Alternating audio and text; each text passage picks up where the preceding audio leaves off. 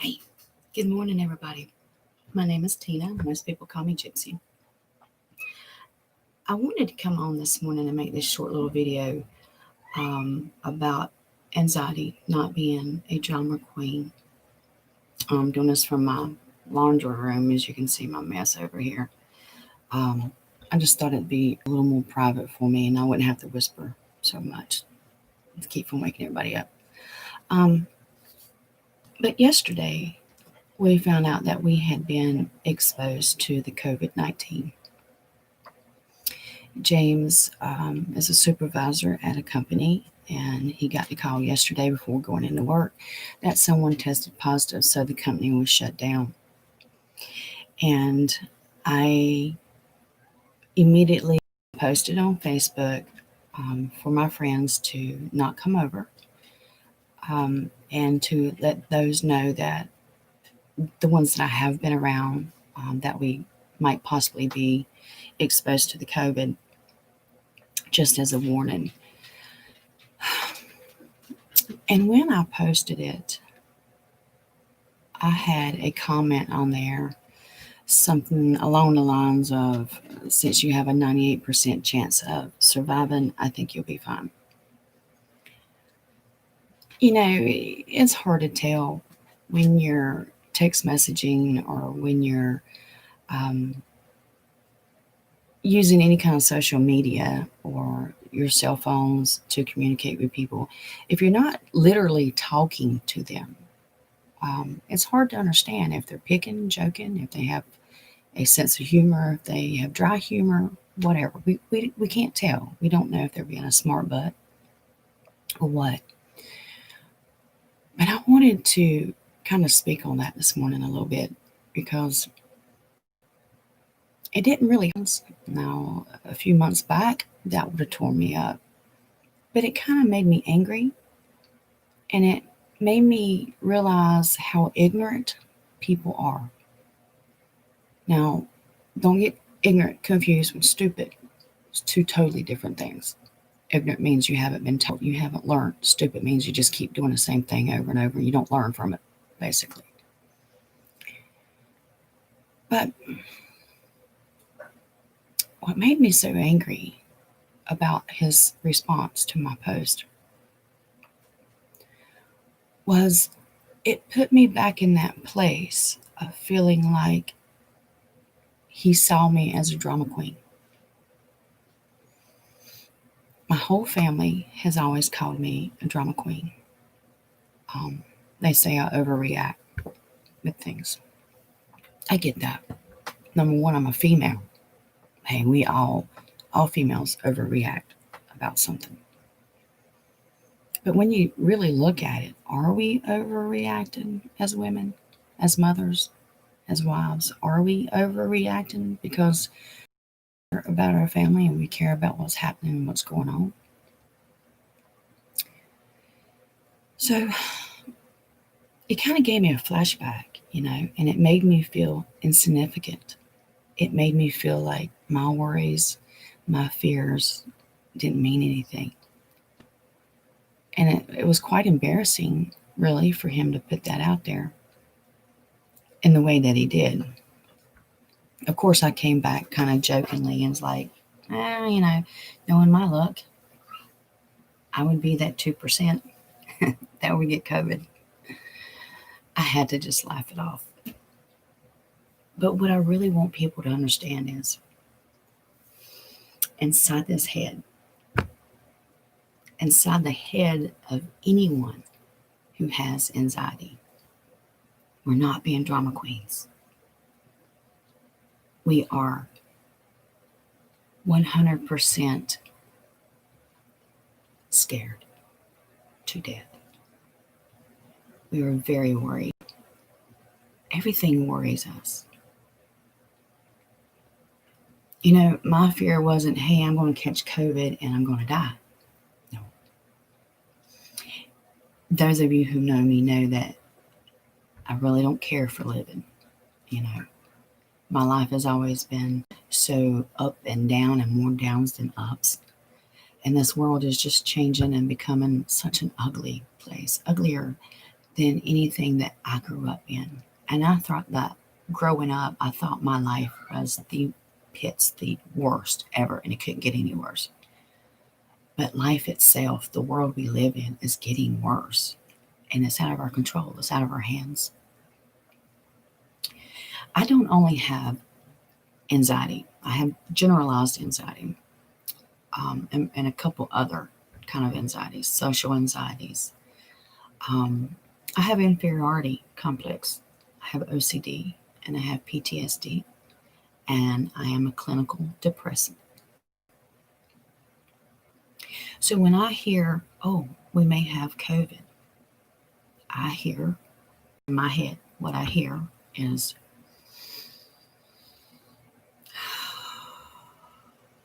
the people I love is going to get sick, and it's going to be my fault. I've got to clean. I got to clean, clean, clean, clean, clean. And then I begin to get worried about the cleaning because I myself, with COPD and some other issues, I am not supposed to be around cleaning supplies, especially Clorox. Anything with an odor, anything in an aerosol can, anything with any kind of unnatural chemicals in it, I am not supposed to be around. It will take my breath. It will make me deadly, deadly sick. So here comes the fear of, okay, now I've got to clean. I've got to clean religiously and constantly. Because if I don't, my family's going to get sick. I'm going to get sick. My animals are going to get sick. And I'm going to feel like it's my fault because I didn't clean enough. And you guys have to understand, years ago, probably about 22 years ago now, when it came to cleaning my house, I had to do things like scrub my floors with a toothbrush, and it would take me all day. There could not be a piece of hair or lint on anything. It would drive me crazy. I was so angry all the time because all I wanted to do was clean, clean, clean. Nothing was ever clean enough for me. And I couldn't grasp the concept of, even though I've cleaned the house, we still have to live in it, which means it's going to get messed up a little bit more. It would drive me crazy. Now, my house looks a little lived in. I can let things go. I'm cool. I've learned to channel that OCD somewhere else in life. And in my case, I have channeled that OCD into my mind, into the anxiety, into the worry. So my worries about the COVID, now that we may be exposed to it, is I think about James and I think about how good of a person he is and how good he has been to me, to our family, to our children. And it kills me to think that he may get sick. It kills me because all I can think is my luck, our luck, is he's going to get sick, he's going to suffer, and he may die.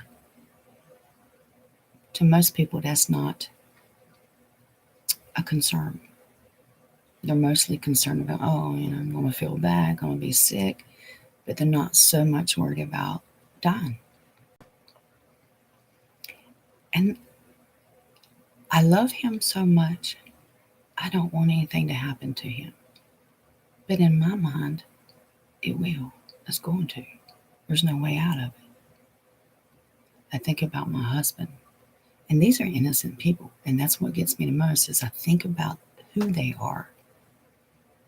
And I think they don't deserve this at all. My husband's a good man. John has been my rock.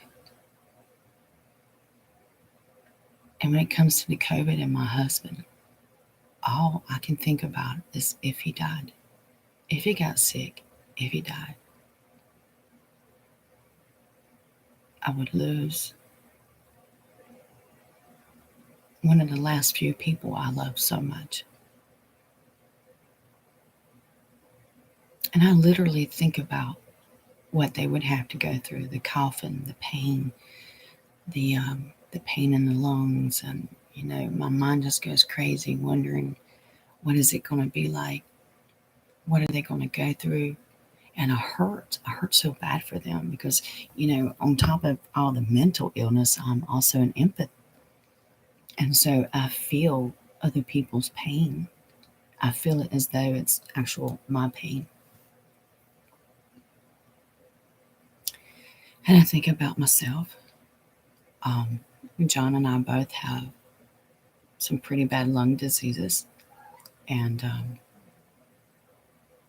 I really worry so much about him because he doesn't breathe very well. It's been an ongoing situation with him. He's possibly got asthma, allergies, and some issues from the open burn pit when he was in the Corps.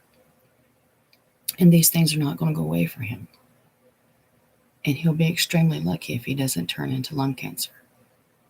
Same as for me. I have COPD, and I have some other issues that's going on, and I'll be lucky too.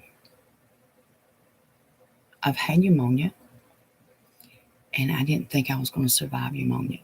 And they say that this COVID is way worse than having pneumonia. These fears and these worries in my mind, they can't be satisfied or put to ease with someone saying, "Oh, you got a 98% chance I think you'll survive." Worries are real. And people with anxiety are full of fears. It's a constant fear all day long.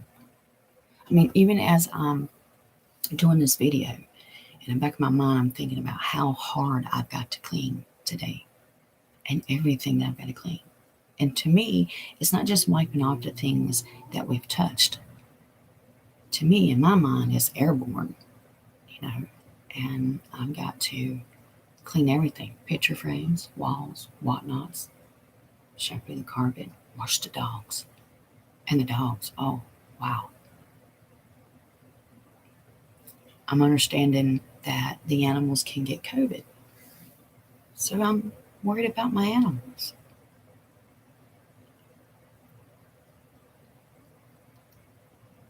It feels like I really can't sit here and explain. I can't really find the words to explain the fear that is in my mind. I can't explain. There's so many thoughts that rush my mind. And I really wish I could get people to understand what it feels like in my head, what it feels like to be me.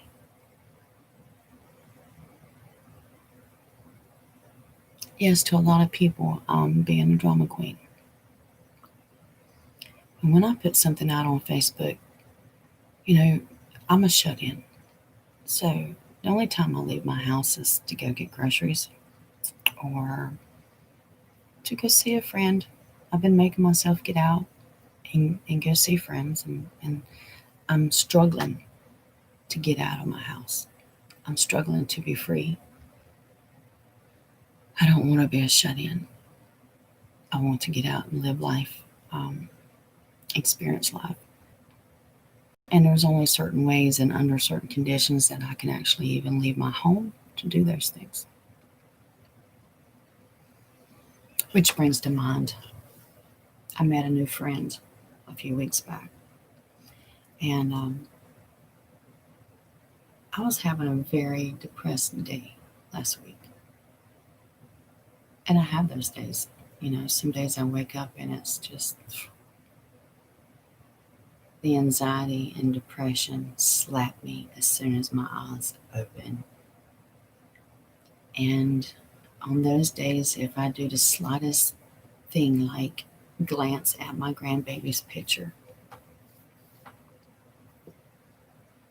or run across one of her toys, really puts me in a great, deep depression. So I was talking to this friend, and she knew I was depressed, and she invited me over. And I knew she was inviting me over to get me out of the house and all that. And I really do appreciate the efforts of my friends to help me. And I told her that I didn't think I would be very good company. She didn't seem to care. So I went over. Of course, my husband took me. We went over and we hung out a little bit. And I just could not get myself out of that deep depression. And, we're all sitting around the pool, her and her daughter's in the pool. Um, I had been up since 4 o'clock crying. So my face was puffy, my head hurt. Just a few minutes before I went to her house, I had a migraine attack. And I had to take care of that attack before it made me extremely sick. I was trying so hard to pull myself together so I could go to her house.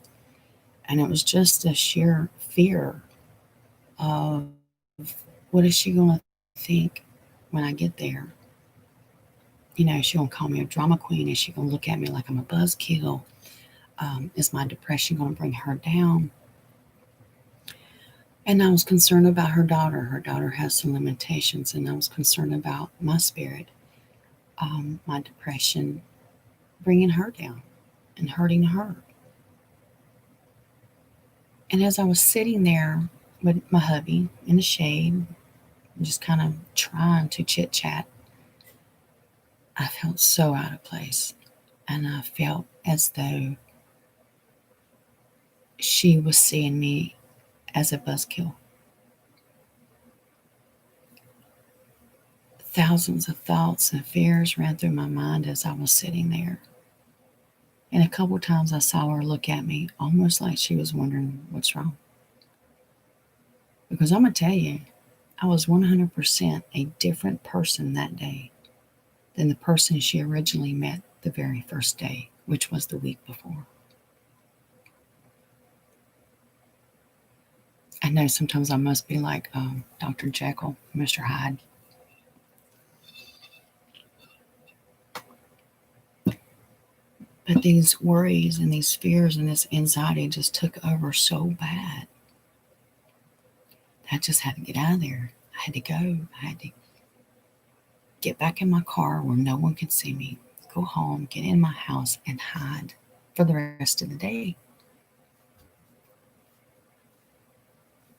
And I can't get it out of my head that I feel like I've kind of lost a friend. Because let's face it, not very many people can deal with having a friend that has anxiety issues or PTSD, any mental illness. And that's what I have is a mental illness. And I'm coming to terms with that. I told a husband the other day that for the first time in my life, I understand I have a mental illness. And it far precedes my physical illnesses and disabilities. It hurts so deeply, and it hurts in such a way that it cannot be fixed. For someone to look at me like a drama queen or a buzzkill.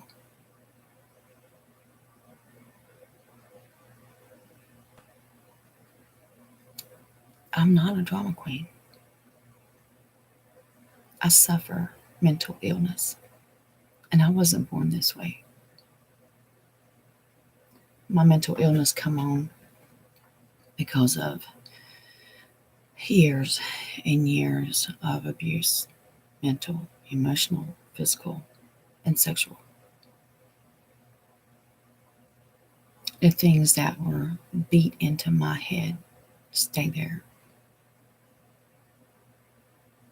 The things that I was told, the things that I went through, they're still there. There's no amount of therapy and no drug out there that will ever take away what I experienced or the damage that it did to me.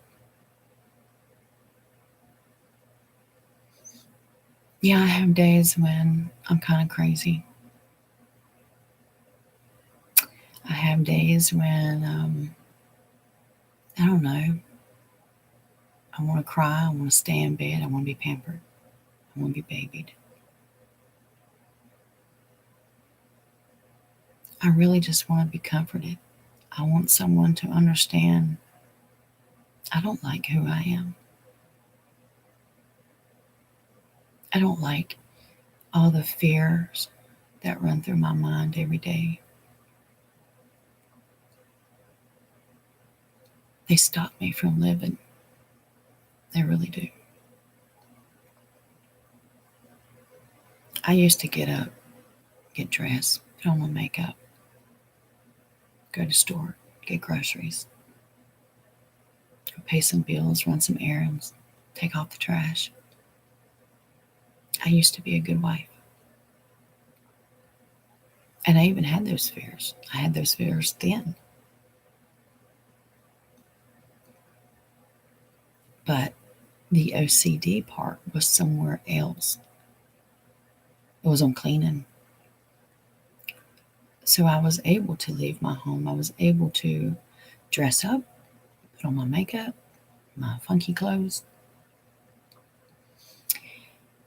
That was my day out. And I enjoyed that one day a week getting out by myself and going and doing something and being a good wife and a good mother, looking for deals, getting good bargains,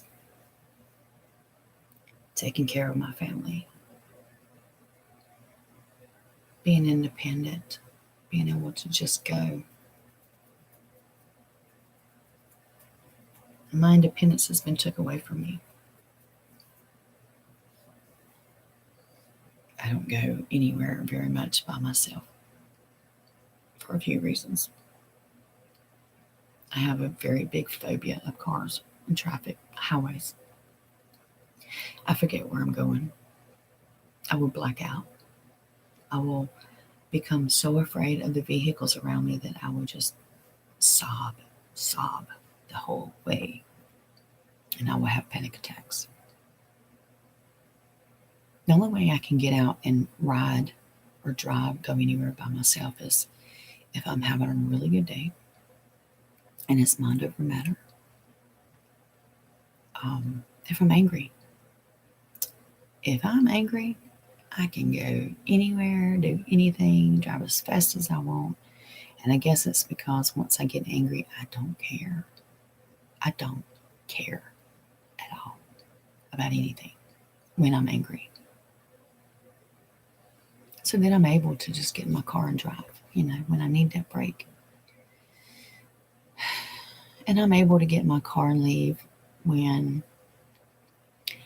I get depressed to the point that I know I need help.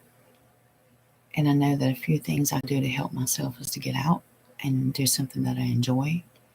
I've always felt like, riding and listening to the radio was my church. I could get in my car and drive, sing every song, look at the beautiful sky and the trees, and just thank God for all of His beauty. Enjoy the wind on my face. But I can't always do that. And I want to. I want to get in my car and go somewhere by myself so bad. But I'm scared to.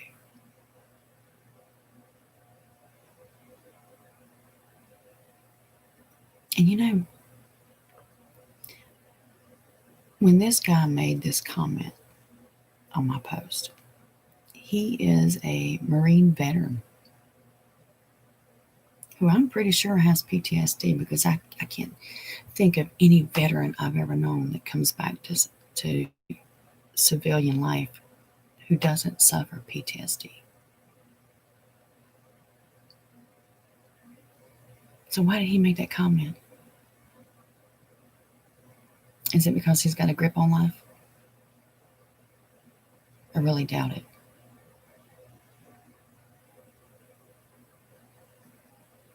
But, you know,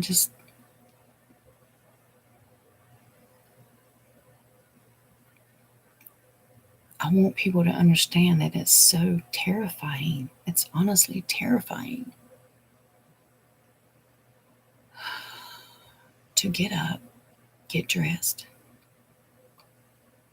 and walk outside my door, get in a car that I'm very afraid of, drive down a highway where I'm going to cry and shake and be sick on my stomach until I am parked and out of that car.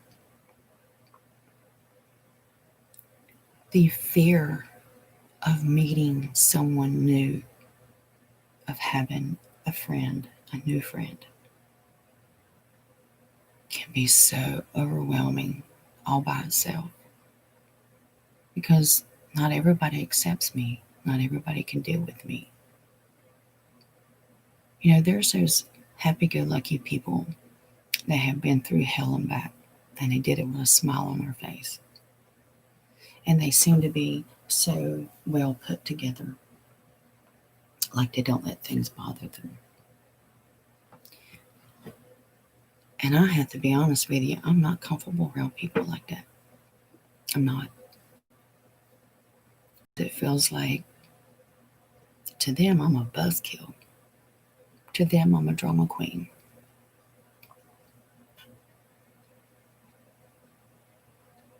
Makes you feel quite lonely, you know, knowing that you're not accepted and you have to start over with a new friend and say, here, you know, I have all these issues. And to be my friend, I expect you to understand those issues. How could I tell someone that? You know, how can I tell someone, hey, you know, I want to be your friend, but 98% of the time when you invite me over, I'm not going to come. If you're having a party and you want me to come, I'm probably not going to show up. If you want to go out and have girls' day and go do some shopping, it might not happen. You know, when someone knows you have a fear of cars and highways, and then you're in the car with them going somewhere, they're driving, you know, their mind is constantly going, oh my God, am I going to mess up? Am I going to scare her? As you know, am I driving okay? Is she okay? Is she going to freak out? Is she going to grab my wheel? And kudos to the friends I've got that do dare to put me in their car. And trust me, I wouldn't get in your car if I didn't trust you. But there again, I don't trust everybody. And I don't completely 100% trust anybody.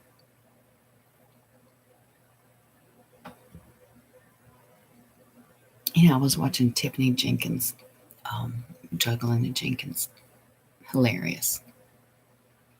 But I found a new side of her that I didn't know even existed.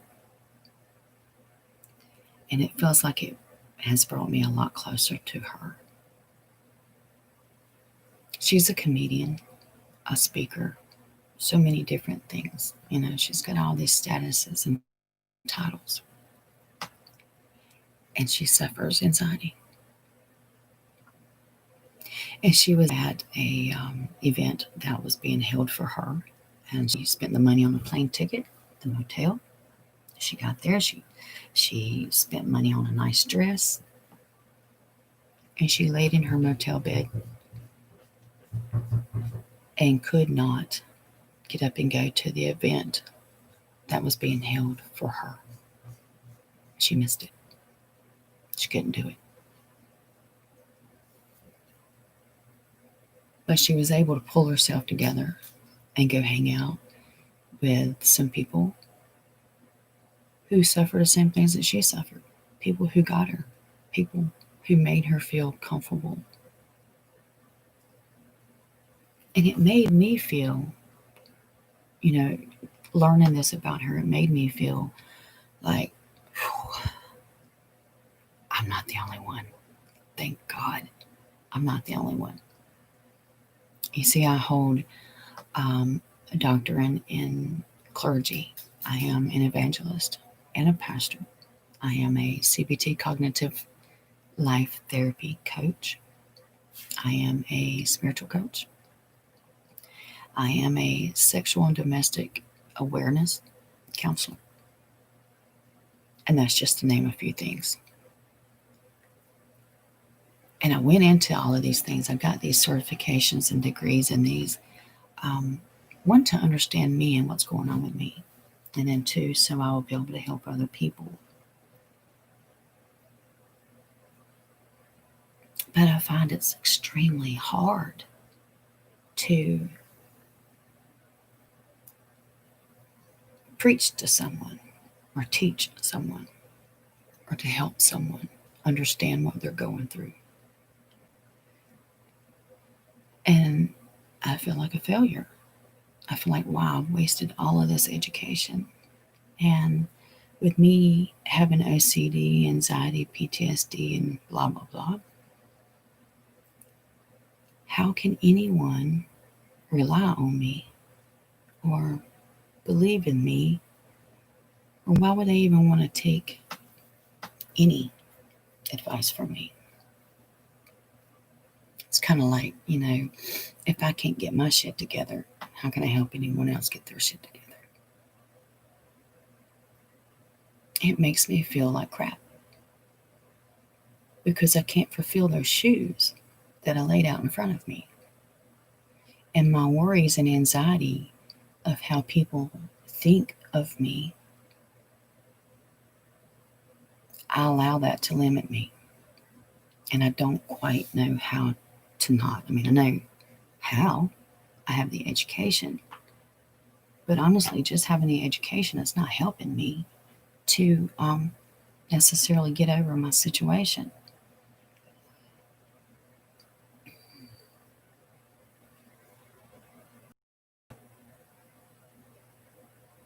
It's hard to know that lots of people depend on you and to feel like a failure because you can't help them.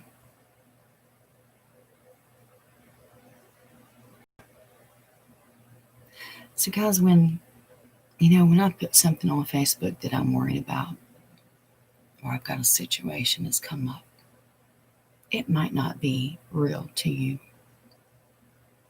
It is extremely real to me. I'm not happy being me. I'm not happy not being able to make friends because of who I am and my limitations.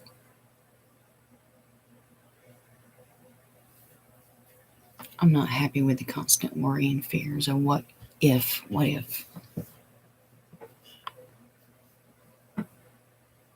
I'm not happy with the constant gotta be clean.